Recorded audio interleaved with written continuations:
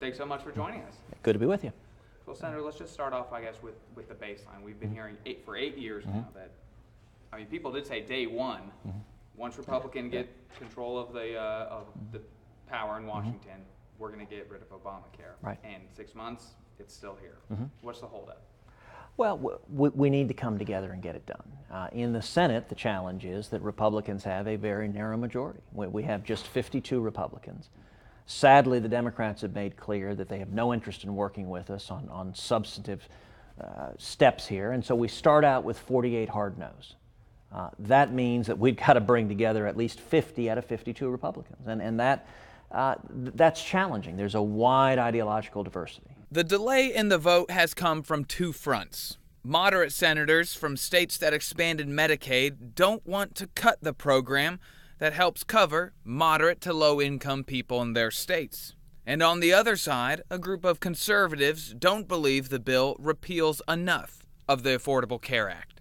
We don't yet have full agreement, but what I have been pressing as a way to bring together and unify the conference is let's focus on two things.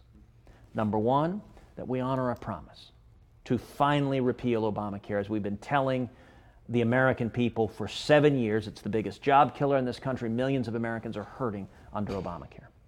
And number two, I believe our central focus should be lowering health insurance premiums. When it comes to the process of how this moved forward, I remember the criticism of Obamacare was made in the back room and said, here's America, here's your bill. There's been the criticism that the exact same thing has happened in reverse. Can you give me a little idea of who you've been talking to that aren't lawmakers, that are healthcare professionals? Well, look, I think it is a very, very different circumstance. Number one, there has been no political issue debated more in the last 7 years than Obamacare. It has been front and center. We've had 3 national elections where Obamacare was central. Throughout this, a number of us, including the working group, including myself, have met with healthcare experts at think tanks, have met with leaders in the insurance industry, have met with healthcare professionals, have met with the heads of hospitals, have met with doctors. I can tell you just on my own, I've had probably hundreds of meetings with experts across the board on how to address this problem. The question I ask more than anything else when meeting with experts, how do we lower premiums? If we lower premiums, that's a victory.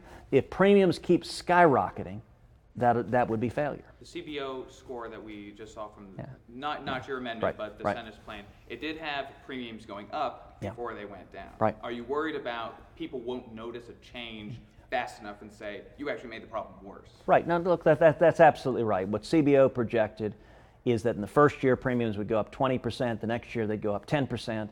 I think that's completely unacceptable. And it's the reason why the first version of the Senate draft, I, along with 3 other senators, said, listen, we can't support this bill. We want to get to yes. We want to keep working on it, but we've got to lower premiums more. And so I have been pushing common sense reforms, and 2 in particular. One that is reflected in the bill already, which is allowing people to use health savings accounts to pay health insurance premiums. That's illegal right now. Now, what that does is that lets you pay your premiums with pre-tax dollars. For many people, that is an immediate reduction in premiums of 20 to 30%. That's a big deal. The second major reform that we're still debating, it hasn't been agreed upon yet, is the Consumer Freedom Amendment that says you, the consumer, ought to be able to choose what health care you want to buy, that it shouldn't be the federal government mandating what every policy has to include, but you should have the right to choose. So if an insurance company sells at least one policy in a state that meets all of the Title I mandates, it can also sell any other policy that consumers desire. What that does, it doesn't take away any choices. The existing choices remain there, but it adds additional new choices, low-cost, affordable plans. I just talked to the CPPs, a liberal think tank here in Austin. They said that... let me guess, that they're not fans. They actually say that, your plan would create a high-risk pool that would create lower premiums or lower cost, affordable health care for people under $42,000. They have a problem with after $42,000, and if you're sick. If you're not healthy, then you get hit with the premiums that have to cover the people in the high-risk pool. Do you worry about that? There is significant agreement in Congress that the federal government is going to provide meaningful support for people with serious medical conditions. In my view, we should do it honestly and directly. Don't jack up the premiums to a bunch of people who are struggling and force them to pay for it. do it directly through tax revenues. And so what the Senate bill does, it does it through two ways. Number one, there's a tax credit that is keyed to the premium that remains in it. And so, as you noted, people below the thresholds would receive substantial direct tax revenues.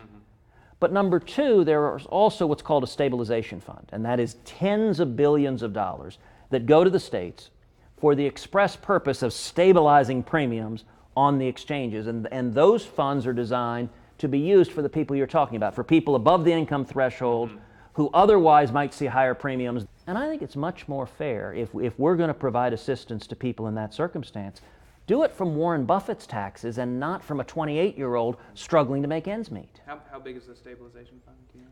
It is very substantial. It's still being debated, but it is in the tens, if not north of $100 billion. The number is being actively debated, but it is a very substantial investment in the stabilization fund. When it comes to the essential benefits, right, these are the mandated coverage that under the Affordable Care Act you have to cover. Can you convince the people that are worried about this that even if it's not covered, it will still, if it's not mandated, it will still be covered by an insurance provider out there? Well, the Consumer Freedom Act does is it keeps the mandates.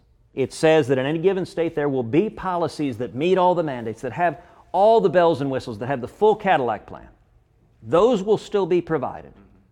But in addition, insurers will also be able to sell other plans, skinnier plans. They may not have the full coverage, all the Cadillac, all the bells and whistles.